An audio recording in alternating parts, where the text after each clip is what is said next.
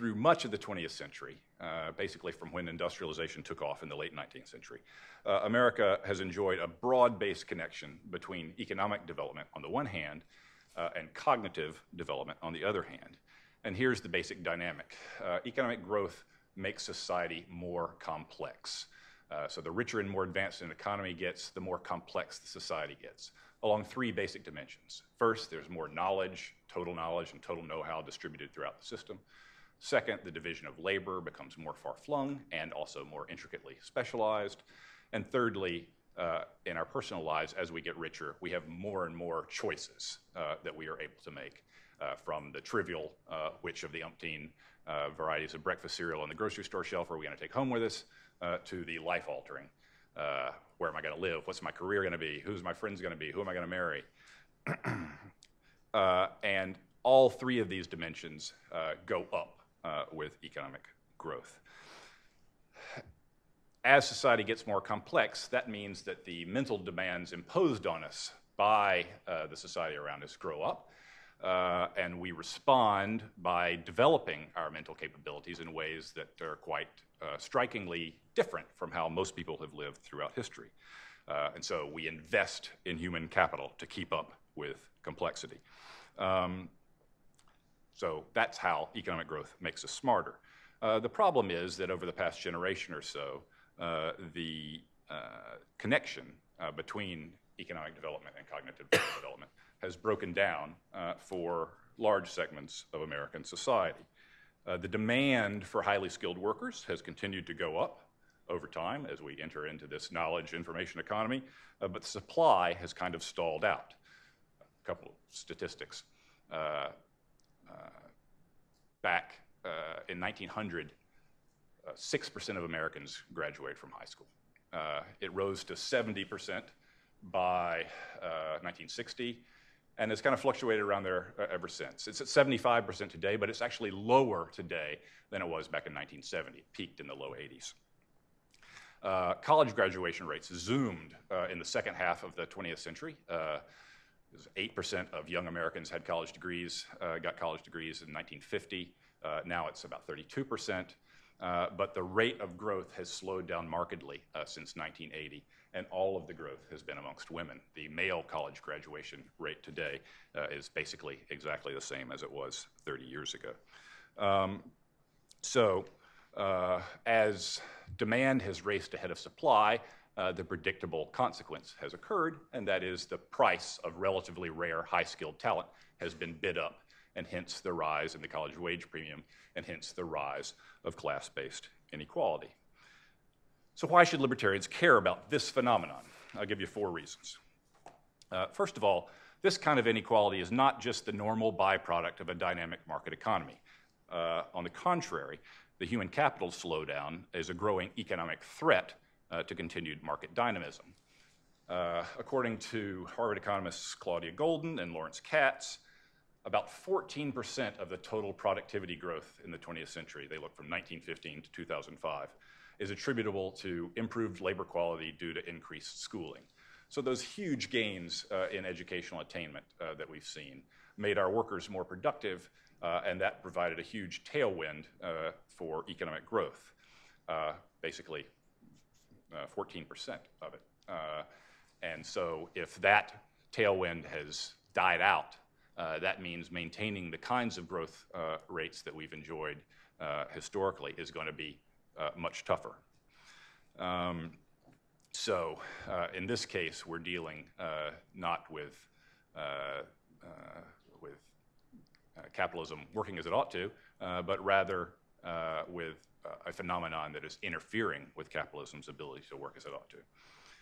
Second, this kind of inequality also represents a political threat to continued market dynamism. When the rules of the game are set up in a way such that most people in society feel that they're on the losing end of things, relatively, if not absolutely, and relatively matters in politics. So if the rules of the game have left a lot of people disgruntled, and if the players of the game have the right to change the rules when a majority of them agree on that, as they do in a democracy, then the persistence of this kind of inequality creates instability and creates the threat that there will be changes in the rules that diminish economic freedom, diminish economic opportunity, and reduce the long-term prospects for economic growth and for the kind of social progress that it makes possible. And I don't think this is just a hypothetical possibility. During the 1970s and 80s, we saw a huge wave in the United States of economic liberalization, the root and branch elimination of all kinds of cartelistic price and entry controls in energy and transportation and finance and telecommunications. And since then, we've seen this big run-up in income inequality.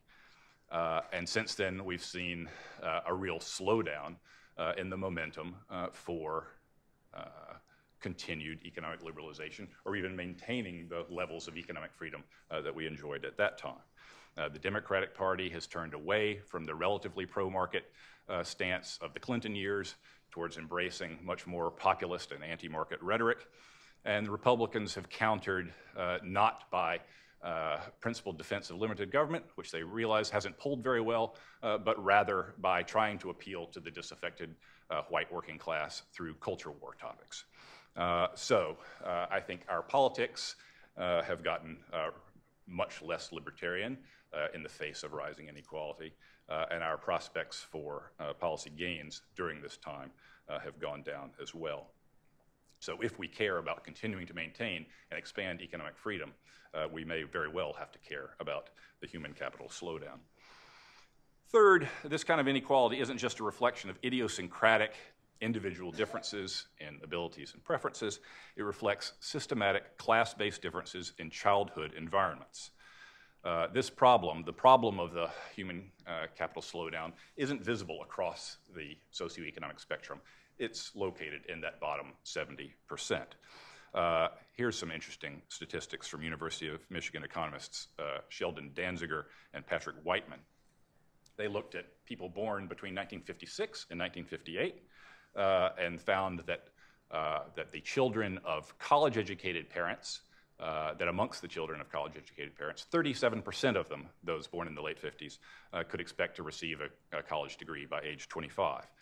By contrast, amongst children of parents with a high school degree or less, only 8% would receive a college degree by age 25. Now let's fast forward to more recent days and look at people born between 1979 and 1982. Now the kids of college-educated parents, 53% of them get college degrees by the time they're 25. So family life at the top end is tracking the changes in the economy.